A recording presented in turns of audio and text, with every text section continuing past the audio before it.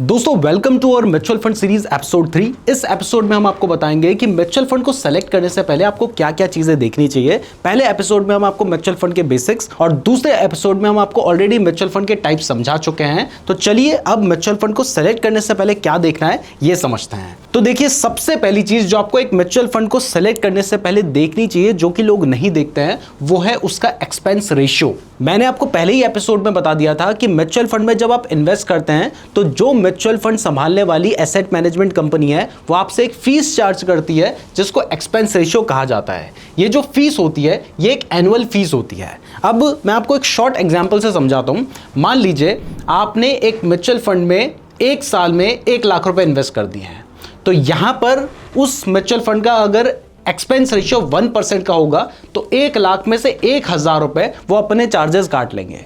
अगर 2% का होगा तो 2,000 रुपए काट लेंगे। अब देखिए, एक साल में 1,000 रुपए या 2,000 रुपए बहुत बड़ा अमाउंट दिखाई नहीं देता है, लेकिन आप म्यूचुअल फंड में लॉन्ग टर्म के लिए इन्वेस्ट कर रहे हैं। अगले साल आपने 2 लाख इन्वेस्ट किए होंगे, उसका 2% यानी 4,000 रुपए काट दिया जाएगा। और ऐसे में जब लंबे टर्म की हम बात करते हैं तो आपके जो रिटर्न्स होते हैं वो इससे बहुत ज्यादा इंपैक्ट कर सकते हैं। इसलिए म्यूचुअल फंड में इन्वेस्ट करने से पहले उसके एक्सपेंस रेशियो को जरूर चेक कीजिए और ऐसे ही म्यूचुअल फंड में इन्वेस्ट करें जिसका एक्सपेंस रेशियो कम हो। लेकिन यहां पर भी आपने जो कंपैरिजन करना है वो सेम म्यूचुअल फंड में करना है। मतलब अगर आप देख रहे हैं कि एक लार्ज कैप म्यूचुअल फंड है, दूसरा इंडेक्स फंड है, तो जाहिर सी बात है इंडेक्स फंड का जो एक्सपेंस रेशियो होगा वो कम होगा। फिर आप देख रहे हैं कि ये लार्ज कैप फंड है, दूसरा स्मॉल कैप फंड है, तो दोनों के एक्सपेंस रेशियो में डिफरेंस होगा। इसलिए अगर आप एक लार्ज कैप फंड में इन्वेस्ट कर रहे हैं तो दूसरे लार्ज कैप फंड के साथ ही उसे कंपेयर करेंगे तो ये ज्यादा बेटर रहेगा। एक्सपेंस रेशियो को देखने के लिए आप जिस भी म्यूचुअल फंड में इन्वेस्ट करने की सोच रहे हैं उसका पूरा नाम लिख के आप गूगल पे सर्च कीजिए। बहुत सारी वेबसाइट्स हैं जहां पर आपको उसका एक्सपेंस रेशियो भी देखने को मिल जाएगा और आगे जो डिटेल्स मैं बताने वाला हूं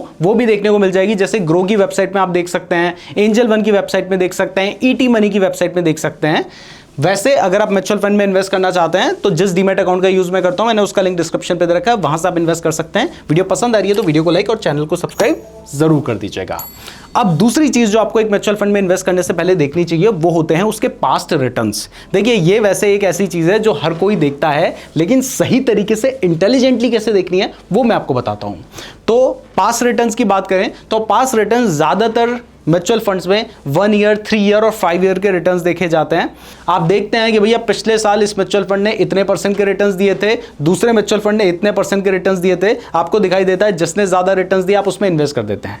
लेकिन सिर्फ 1 साल के रिटर्न्स देखकर अगर आप इन्वेस्ट करेंगे तो यहां पर प्रॉब्लम यह है कि 1 साल में किसी भी रीजन की वजह से हो सकता है कि उस फंड ने अच्छा परफॉर्म किया हो, जैसे मार्केट की कंडीशंस भी वहां पर काम कर सकती है। इसलिए 1 साल के अलावा आपने यह भी देखना है कि पिछले 3 साल में दोनों म्यूचुअल फंड के CAGR रिटर्न्स कितने हैं। आपने पॉइंट टू पॉइंट रिटर्न्स नहीं देखने, CAGR रिटर्न्स देखने हैं, जिससे आपको पता चलेगा कि कंपाउंडेड एनुअल रिटर्न्स कितने दिए हैं। मतलब एवरेज मान लीजिए कि 3 साल में हर साल ये कितने रिटर्न्स दे रहा है कंपाउंडेड।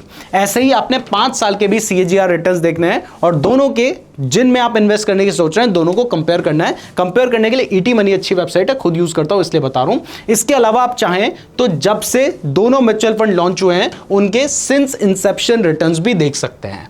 अब ये मैटर क्यों करता है रिटर्न्स देखना? कहा जाता है ना, past performance is not a guarantee of future performance.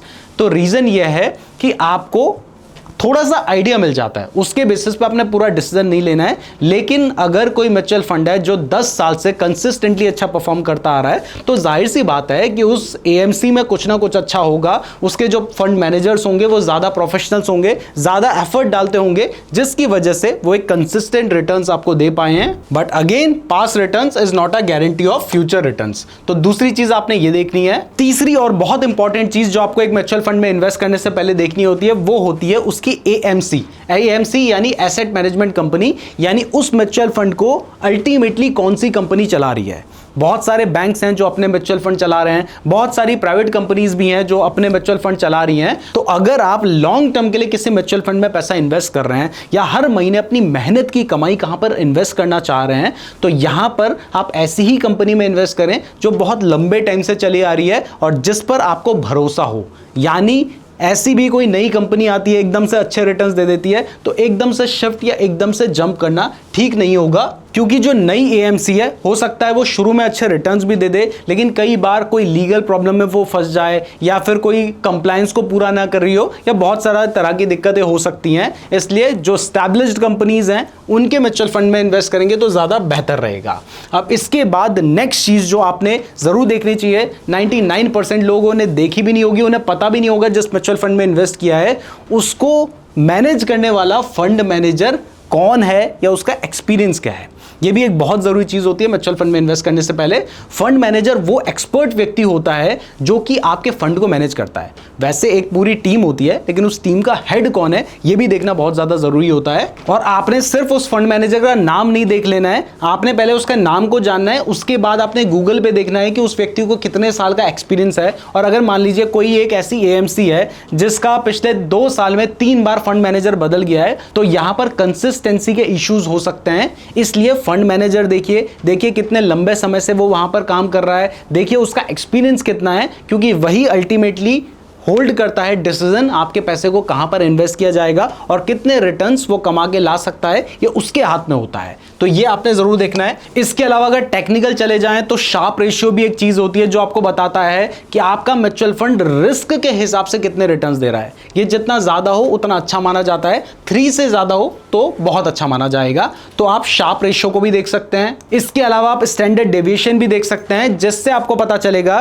कि एक पर्टिकुलर म्यूचुअल फंड है जो कि उतना ज्यादा वॉलेटाइल नहीं है लेकिन उसके बाद भी अच्छे रिटर्न्स कमा रहा है, तो ये ज्यादा बेटर होगा। और स्टैंडर्ड डेविएशन जितना कम हो उतना बेटर माना जाता है। इसके अलावा AUM भी देखिए, मतलब वो कितना बड़ा फंड मैनेज कर रहे हैं। एक म्यूचुअल फंड है जो सिर्फ 5,000 करोड़ मैनेज कर रहा है, अगला 50,000 करोड़ मैनेज कर रहा है, तो ये जितना ज्यादा होगा उतना ज्यादा आप स्टेबल मान के चल सकते हैं। लेकिन अगेन ध्यान रखिए कि जो भी कंपैरिजन आप करेंगे वो एप्पल टू एप्पल होना चाहिए, एप्पल टू मैंगो नहीं होना चाहिए। यानी same category of mutual funds को ही आप एक दूसरे से कंपेयर करेंगे तो ये ज्यादा बेटर रहेगा। मैं उम्मीद करता हूं आपको ये वीडियो पसंद आई होगी। वीडियो पसंद आई है तो वीडियो को लाइक और चैनल को सब्सक्राइब जरूर कर दीजिएगा। नेक्स्ट एपिसोड में हम SIP और लमसम के बारे में बहुत ही इंपॉर्टेंट चीजें सीखेंगे, तो नेक्स्ट वीडियो को भी जरूर देखिएगा। और अगर आप म्यूचुअल फंड में इन्वेस्ट करना चाहते हैं तो लिंक आपको डिस्क्रिप्शन में मिल जाएगा हमारे डीमैट अकाउंट को, जिसका मैं खुद यूज करता हूं। साथ ही साथ अगर आप म्यूचुअल फंड के बारे में डिटेल में सीखना चाहते हैं तो हमारा जो म्यूचुअल फंड स्टॉक मार्केट का कोर्स है वो हमारे नीरज जोशी ऐप पे अवेलेबल है, उसका लिंक भी डिस्क्रिप्शन पे दे रखा है। बाकी वीडियो पसंद आई है तो वीडियो को लाइक और चैनल को सब्सक्राइब जरूर कर दीजिएगा। धन्यवाद।